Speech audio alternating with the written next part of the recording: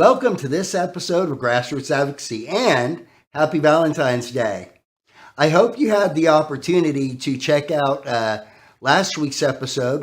We had the opportunity to have Matt Cantrell, who is a licensed nursing home administrator and our new chief operating officer.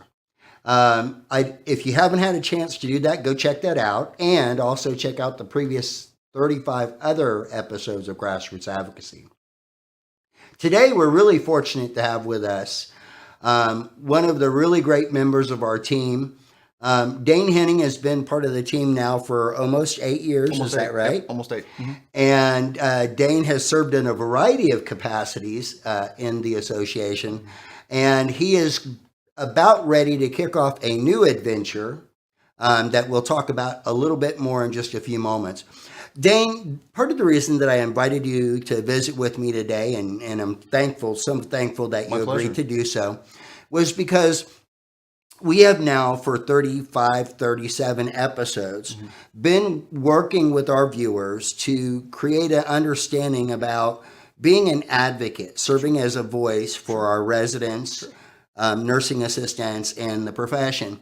And we've talked about that in the construct of be, know, and do. Be the very best professional you can be. Know what you're talking about and do the right thing. Yes. Even when sometimes it's not so easy. I agree. So you are getting ready to launch an initiative on the association's behalf, which will be really focused around legislative affairs. So can you tell us a little bit about that? Sure. Well, that initiative is called Advocat. The CAT is an acronym for Caregiver Advocacy Team. For somebody that would want to participate, there will be an application process that is involved in that. What the areas that we will be addressing is local, state, and federal government. My initiative in particular is going to be having issues and issue briefs and establish our basically an agenda on a federal level. But the people that would be an advocate or a part of that caregiver advocacy team would have a lot of focus on a local level and state level. Being in an industry that is so heavily regulated as well as socially funded, it's important that we have advocates that are protecting not only the CNA profession, but also its members and the industry as a whole.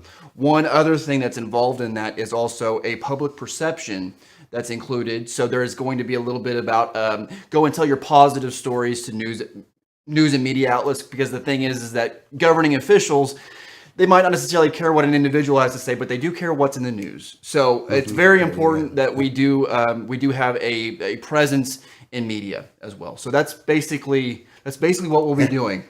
Well, and when you think about it, Dane, it makes fantastic sense to really launch a national initiative. You said something a moment ago that I want to dovetail on. You said your elected official may not necessarily be concerned with hearing what an individual has to say. It's true. But think about it this way. How powerful would it be to have 3 million of your constituents saying in a solid voice, this is our concern? Yes, exactly.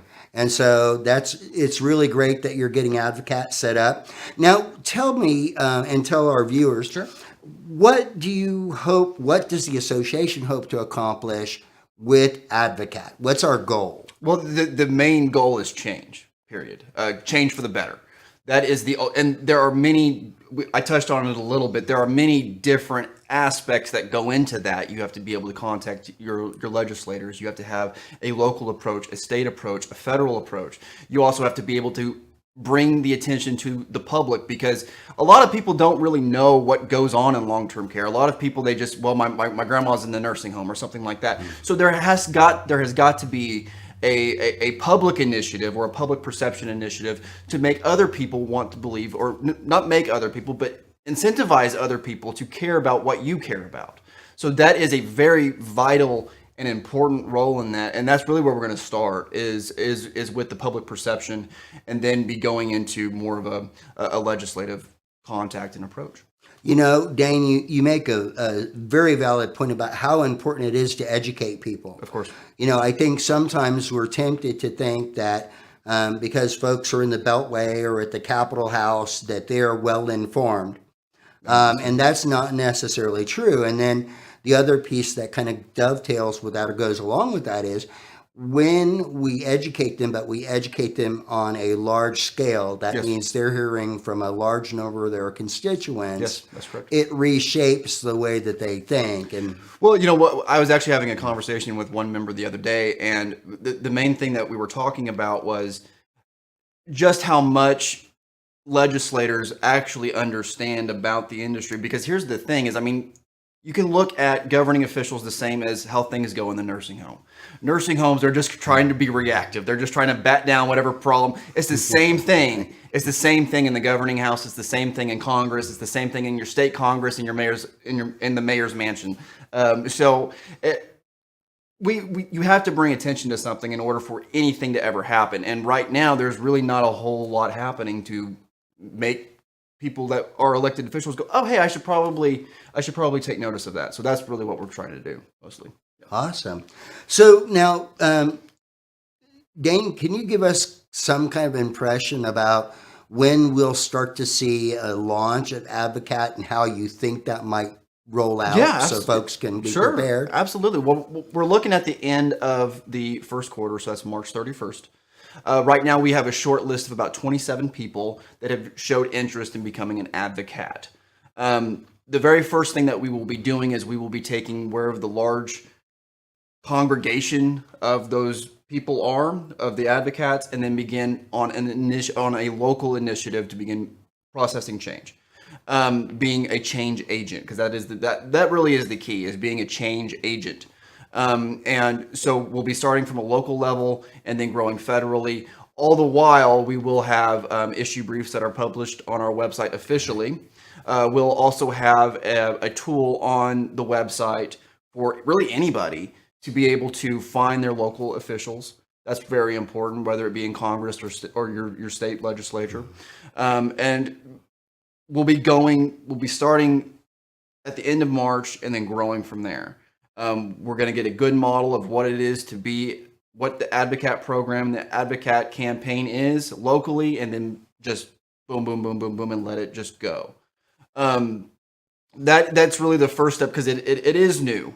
So we are going to be having a bit of a trial with it at the very beginning. But other than that, I mean, we're going full head right into it. It's going to be awesome. I'm really looking forward, Dane, to the issue briefs. Sometimes when the state and federal government put out proposed legislation, it reads like an alphabet soup or like a whole university of lawyers got into a room to see how many words they could put on a page. Yes. And having those issue briefs is a way of helping it make sense to all of us who aren't lawyers or who aren't legislators. Yes. So I'm really looking forward to that. So Dane, as I was listening to you, I was thinking back to some early episodes that we had around legislative advocacy, or advocacy as it's titled in the segments or in the episodes, advocacy for the profession. Sure. What advice would you offer nursing assistants who want to serve as advocates for their residents, for their peers, and for the profession as a whole? Sure. Well, I think you kind of touched on it. I think the most important thing is knowing. First, you got to know. You've got to know the issues. You've got to know what's going on, what's coming down the pike, how to argue against it or how to argue for it. You've got to be able to do that first. Then next is passion. And then next is how important is it to you? Then really it would just be getting to the community and making your voice be heard. Really the most important thing, and I can't stress this enough, I stress not just in this industry, but for everybody, is vote. Number one, you gotta vote. If you don't vote, you can't make anything happen. So at least have a general understanding of how our governing process works. I'm personally a localized government kind of guy. I really love the local elections and stuff of that nature. And really, because there is so much state regulation that goes into our industry, that's very, very, very, very important. My wife, in particular, she doesn't really know a whole heck of a lot about anything in terms of public policy or anything like that. But she's a teacher, so she votes and she knows the teacher stuff. And that's really all that I ask for in an advocate, is be willing to speak, understand the topic, be able to speak on the topic, be able to encourage others to care, because you have to care first. That's the very first step. You have to care if for whatever reason you don't like politics because of what you see on CNN or whatever the case might be. You've got to have some sort of passion or influence for at least at the very thing that you do, because how else are we supposed to get other people that are outside of it if you don't have a passion for it in the first place? So you've got to have a passion for it. Oh, absolutely. You know, I was as I was listening to you, it really is very important for us to get registered to vote and to participate in that process. You may not like what you see in media and how that's portrayed. And I think there's probably a reasonable argument to be made that about frustration that the electorate feels with the stuff that happens at the federal level and at state levels sometimes. That being said, the only way those things will really change for us is if we participate in the process. You know, we have the 2019 electoral cycle is coming up pretty soon. Mm-hmm. And then right after that is the 2020 campaign cycle. And there's already like 7 or 8 Democrats in the race. Yeah, you'll have your primaries, and you'll have the general election. And then 2 years after that, nobody ever participates in it, but it's the midterm. And me personally, that's the most important election that we have, is the midterm. And yeah, that's the point of a republic, is it's for the public. We have, in order to do anything about it, if you don't like something, you can change it. If you like it, you can keep it. But the point is that the public has got to participate. That's why we are, in fact, a republic. So we elect people. We are the people. We get to elect people to represent us, and from any facet, state, local, federal, makes no difference. We have people. We have the opportunity to select who represents us. That's what makes us a republic, and you've got to participate. That's the only way to make it happen. Well, Dane, I really appreciate that you shared your time and your perspective. A lot of good things to think about. Please do be on the lookout for Advocate. 27 is a nice start. I think Dane and I can both agree that we'll be doing cartwheels down the center aisle of CNA Fest when we hit 3 million. That's right. So let's look to do that and create that kind of groundswell. I hope that you had an opportunity to enjoy this episode. I'd encourage you to check back with us for next week's episode. We're going to have a member of ours from Missouri who's going to be sharing a concern that she has, and we're going to talk through the advocacy process at the center level during our next episode.